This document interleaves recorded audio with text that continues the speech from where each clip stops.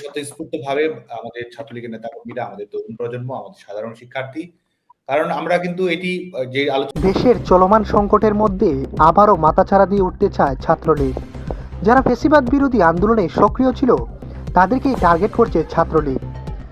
এক সময়ে ঘুম, খুন ও ত্রাসের রাজত্ব কায়েম করা সংগঠন, বর্তমানে তারা নিষিদ্ধ। কিন্তু নিষিদ্ধ হলেও পর্দার আড়ালে থেকে কলকাঠি নাড়ছে ছাত্রলীগ। দাবি সমন্বয়কদের, খুব দ্রুতই এদের খুঁজে বের করে শাস্তির আওতায় না আনলে দেশে বিরাট ক্ষতি হতে পারে বলে মনে করছেন বিশ্লেষকরা।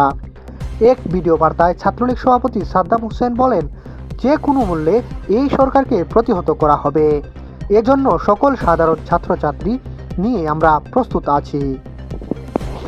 হৃদয়ের স্পন্দন, প্রাণের ভাষা, হৃদয়ের মর্মবাণী হচ্ছে জয় বাংলা, এবং এটি স্বতঃস্ফূর্তভাবে আমাদের ছাত্রলীগের নেতাকর্মীরা, আমাদের তরুণ প্রজন্ম, আমাদের সাধারণ শিক্ষার্থী, কারণ আমরা কিন্তু এটি যে আলোচনাটি এর আগে হলো, কারণ জয় বাংলার সঙ্গে ক্ষমতায় থাকা, ক্ষমতায় না থাকা, ক্ষমতায় যাওয়া, ক্ষমতায় না যাওয়ার কোনো সম্পর্ক নেই। এটি আমাদের অস্তিত্বের ঠিকানা, এটি আমাদের শেকড়, এটি আমাদের আত্মপরিচয়।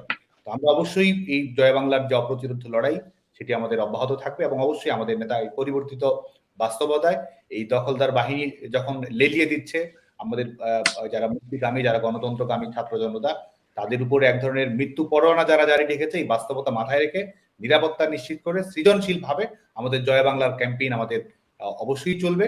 এবং আমাদের জাতির পিতা বঙ্গবন্ধু শেখ মুজিবুর রহমান যেমন বলেছিলেন যে দাবিয়ে রাখা যাবে না, দাবায় রাখতে পারবে না। আসলে জয় বাংলাকে কে দাবাবে? কোন দখলদার বাহিনী দাবাবে? এই শান্তি কমিটির সরকার এই দখলদার বাহিনীও সেটি দাবাতে পারবে না। ছাত্র সমাজই সেটির জবাব দেবে, তরুণ প্রজন্ম সেটির জবাব দেবে, এবং যারা মনে করছে যে তারা আজকে 2-3টি লাশ পেলে আমাদেরকে স্তব্ধ করে দেবে, পাকিস্তান বাহিনীও তো ভেবেছিল 25শে মার্চে গণহত্যা চালিয়েছে, তারা বাংলাদেশ স্বপ্ন কবর দিয়েছে। তারা ভেবেছিল 14ই ডিসেম্বর বুদ্ধিজীবীদের হত্যা করেছে, তারা বাংলাদেশ স্বপ্নকে কবর দিয়েছে।